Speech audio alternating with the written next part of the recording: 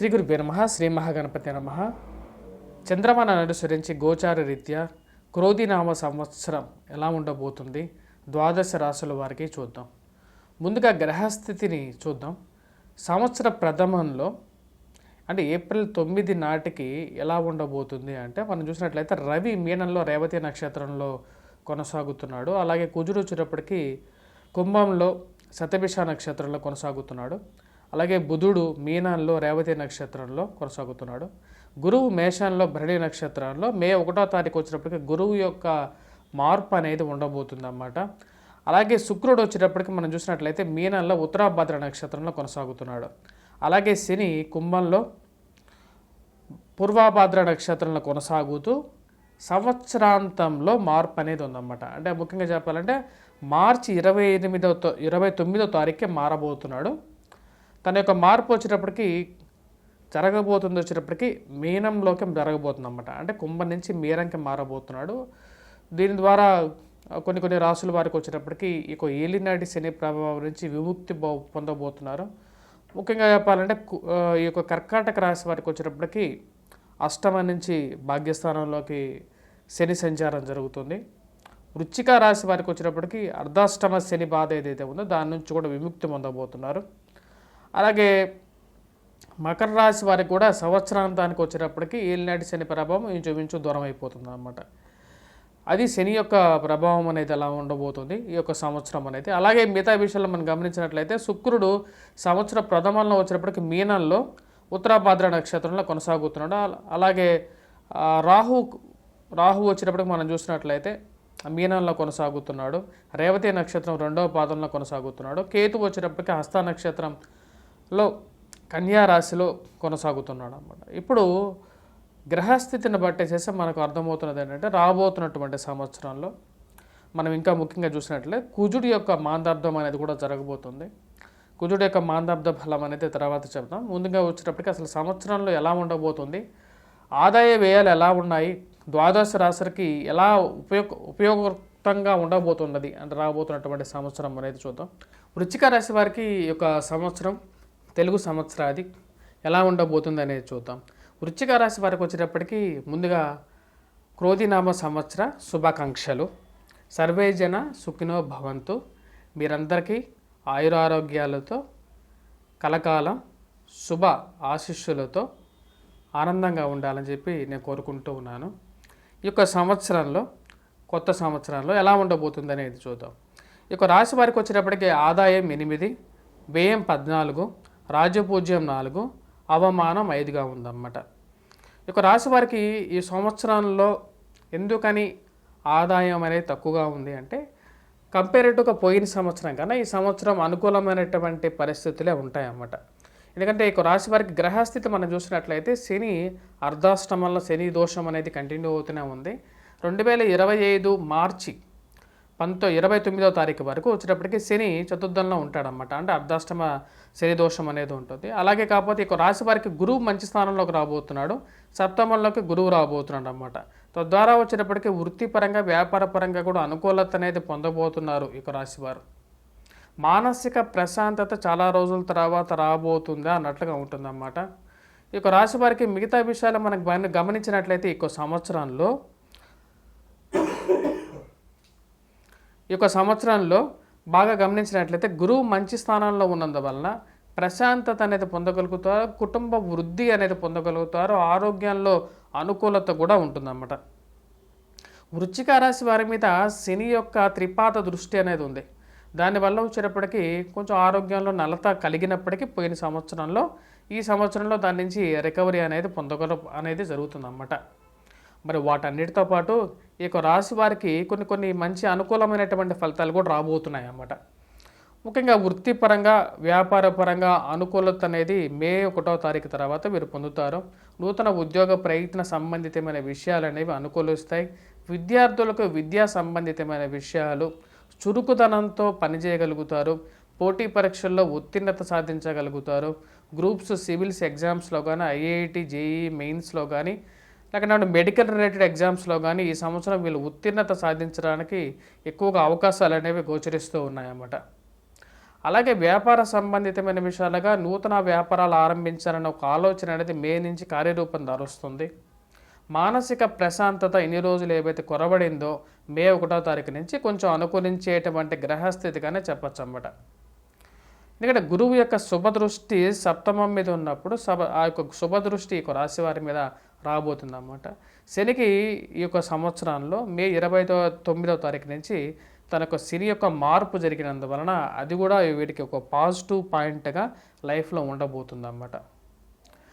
ఆ యొక్క శుభదృష్టి వల్ల ఈ యొక్క సంవత్సరం వచ్చేటప్పటికి కొంచెం ప్రశాంతమైనటువంటి జీవితంలో గడవడం అనేది జరుగుతుంది. వివాహ ప్రయత్న సంబంధితమైన విషయాలు, ఇంట్లో వివాహం జరగడం అనేది జరుగుతుంది. శుభకార్యాలు జరుగుతాయి. మే తర్వాత శుభయోగంగా ఉంటుందన్నమాట. మరి వీటన్నిటితో పాటు ఉద్యోగ ప్రయత్న సంబంధితమైన విషయాలు అనుకూలిస్తాయి. వ్యాపారంలో సకాలంలో డబ్బు వచ్చి చేరడం అనేది జరుగుతుంటుంది. ధన సంబంధితమైన విషయాలు అనుకూలించే విధంగా ఉంటుంది. కాకపోతే ఖర్చు కూడా అదే విధంగా ఉంటుందన్నమాట. బిజినెస్ అంటే ఇన్వెస్ట్మెంట్ అంటే బిజినెస్ కాబట్టి ఇన్వెస్ట్మెంట్కి డబ్బులు కావాలి కాబట్టి అదే ఖర్చు అవుతుంది. లాభం అనేది ఎప్పుడైనా బిజినెస్ పెట్టగానే తొందరగా డబ్బు రాదు కాబట్టి అందుకనే మీకు ఆదాయం అనేది ఎప్పుడైనా సరే తక్కువ, వ్యయం అనేది ఎక్కువగా వ్యాపారం చేసేవాటికి. ఉద్యోగం చేసే వారికి వచ్చేటప్పటికి కూడా కొంచెం అలాగే ఉంటుంది.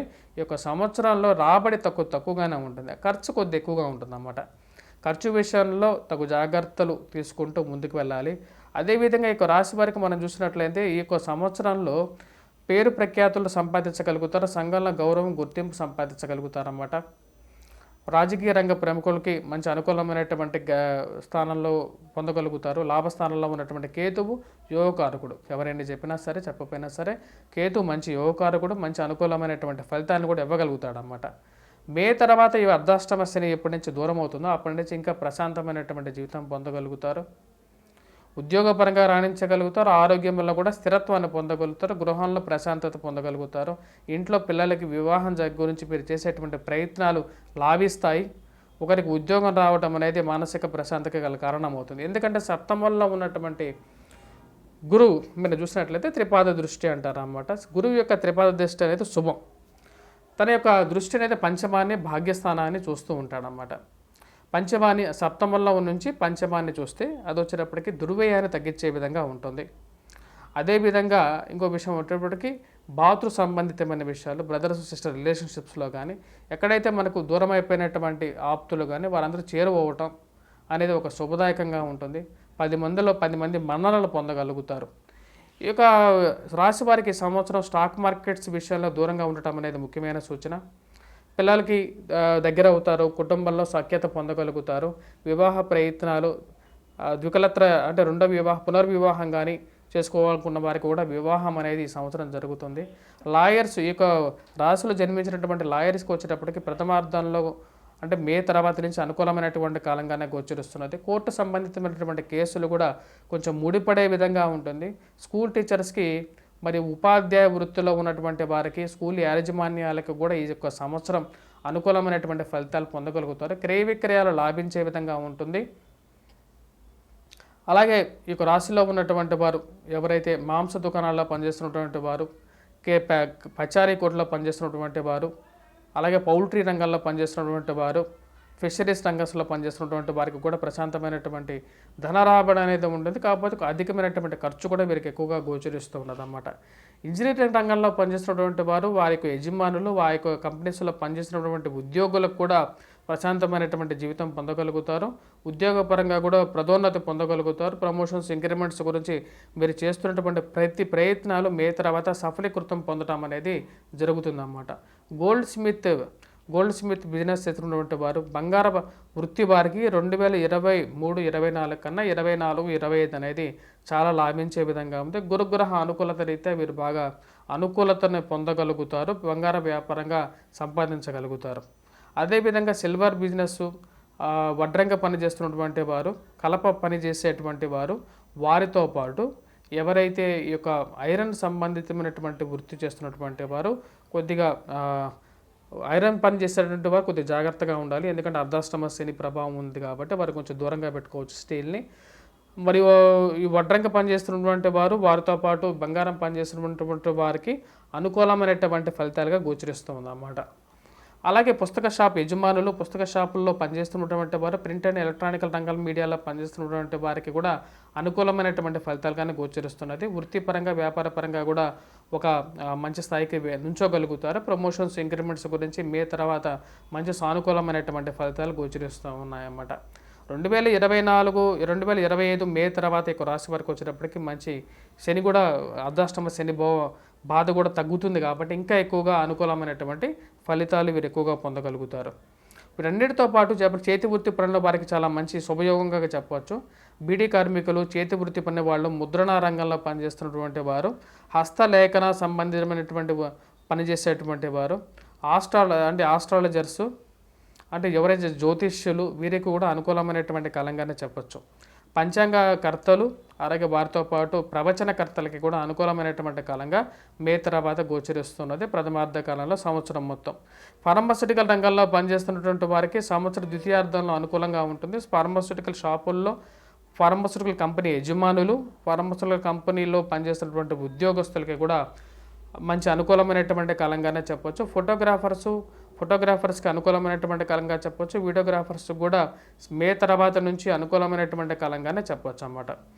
ఫిల్మ్ ఇండస్ట్రీస్లో పనిచేసినటువంటి టెక్నీషియన్లు, వీడియోగ్రాఫర్లు మరి అలాగే డైరెక్టర్లు, మ్యూజిషియన్స్ వీరికి కూడా ప్రథమార్థం కన్నా ద్వితీయార్థంలో వీరు ఎక్కువగా అనుకూలమైనటువంటి ఫలితాలు పొందగలుగుతారు.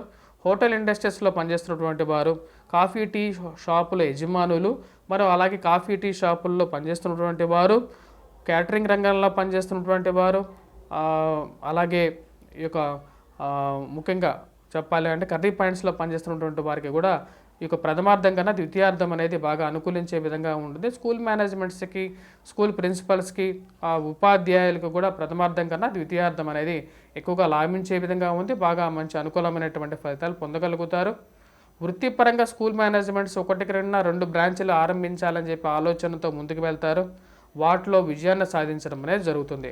మాంస దుకాణాలలో పనిచేస్తున్నటువంటి వారికి అనుకూలమైనటువంటి కాలంగా చెప్పవచ్చు. సొంటి మరియు బంగారం వ్యాపారం చేసేటువంటి వారికి కూడా అనుకూలమైనటువంటి కాలంగా చెప్పవచ్చు. పురోహితులకు వచ్చేటప్పటికీ మంచి అనుకూలమైనటువంటి కాలం. మత ప్రబోధకులు కూడా ద్వితీయార్థంలో అనుకూలమైనటువంటి ఫలితాలు పొందగలుగుతారు. చేతి వృత్తి వాళ్ళు పనిచేసేటువంటి వారు, అలాగే లోహాలకి సంబంధించినటువంటి వారికి అంతగా అనుకూలించట్లేదు. లోహాలకి కొంచెం దూరంగా ఉండాలి. ఇంట్లో ముఖ్యంగా వచ్చేటప్పటికి పాత ఇనుము సామాను ఏదైతే ఉంటుందో వాటిని కొంచెం దూరంగా పెట్టుకోవాలి. ఎందుకంటే వీరికి అర్ధాష్టమ శని యొక్క ప్రభావం ఉన్నది కాబట్టి. అలాగే గవర్నమెంట్ రిలేటెడ్ పొజిషన్స్ గురించి మనం ముఖ్యంగా చూసుకున్నట్లయితే ఈ యొక్క రాశిలో వారికి వచ్చేటప్పటికి ముఖ్యంగా పోలీస్ రంగంలో పనిచేస్తున్నటువంటి వారికి ద్వితీయార్థంలో అనుకూలంగా ఉంటుంది. రెవెన్యూ, ఎలక్ట్రికల్, అలాగే ఖనిజ శాఖ, భూ ఖనిజ శాఖ, ల్యాబ్ టెక్నీషియన్లు వీళ్ళందరికీ కూడా ద్వితీయార్థంలో ఎక్కువగా అనుకూలమైనటువంటి ఫలితాలు అనేవి గోచరిస్తూ ఉన్నాయన్నమాట. ఇక రాశిలో ఉన్నటువంటి విద్యార్థులకు ముఖ్యంగా చెప్పాలి అంటే కొద్ది కాన్సన్ట్రేట్ చేసి చదివితే గురువు మంచి అనుకూలమైనటువంటి స్థానంలో ఉన్నప్పుడు ద్వితీయార్థంలో వీరికి మంచి అనుకూలమైనటువంటి ఫలితాలు పొందగలుగుతారు. అలాగే స్త్రీలకి సంతాన సంబంధితమైన విషయాల్లో కూడా అనుకూలమైనటువంటి ఫలితాలు పొందగలుగుతారు. మరియు ఈ యొక్క రాశి వారికి ఎటువంటి పరిహారాలు చేసుకోవాలి అనేది కూడా చూద్దాం మనం. ఈ యొక్క రాశి వారికి వచ్చేటప్పటికి మనం ముఖ్యంగా గమనించినట్లయితే గ్రహస్థితి మనం చూసి మన పరిహారాల గురించి మాట్లాడదాం. గ్రహస్థితికి మనం చూసినట్లయితే ఈ యొక్క రాశి వారికి లాభస్థానాల్లో కేతువు సంచారం చేస్తూ ఉన్నాడు. రాహు అంత అనుకూలమైనటువంటి స్థానంలో లేడన్నమాట. రాహు చాలా బలవంతమైనటువంటి గ్రహం అన్నమాట. పంచమంలో ఉన్నటువంటి రాహు వచ్చేటప్పటికి అధికమైనటువంటి వ్యయాన్ని, వృధా ఖర్చుని కలిగిస్తూ ఉంటాడు. సో వృధా ఖర్చుని మరియు ఆరోగ్యంలో అనుకూలతని, సంతాన సంబంధితమైన విషయాల్లో అనుకూలత కోసం ముఖ్యంగా ఈ యొక్క రాశి వారు చేయాల్సినటువంటి ఏం చేయాలి అంటే దానికి పరిహార రీత్యా వీరు రాహుగ్రహ కవచాన్ని పఠించడం, దుర్గాదేవి ఆరాధన చేయటం, దుర్గాదేవి అనుష్ఠానాన్ని చేసుకున్నట్లయితే అనుకూలంగా ఉంటుంది. బుధవారాల పూట రెడ్ కలర్ డ్రెస్ వేసుకోవచ్చు. అలాగే ధరించాల్సినటువంటి వీరు ఎటువంటి రత్నాన్ని ధరిస్తే వీరికి అనుకూలంగా ఉంటుంది అంటే గోమేధికాన్ని 3 నుంచి 5 క్యారెట్స్ చిటికెన వేలికి ధరించినట్లయితే వీరికి చాలా అనుకూలమైనటువంటి ఫలితాలు కూడా పొందగలుగుతారు అన్నమాట. వీరు ముఖ్యంగా చెప్పాలి అంటే దుర్గాదేవిని అధికంగా పూజించినట్లయితే ఈ సంవత్సరం వీరికి ఖర్చు కొంచెం తగ్గుతుంది.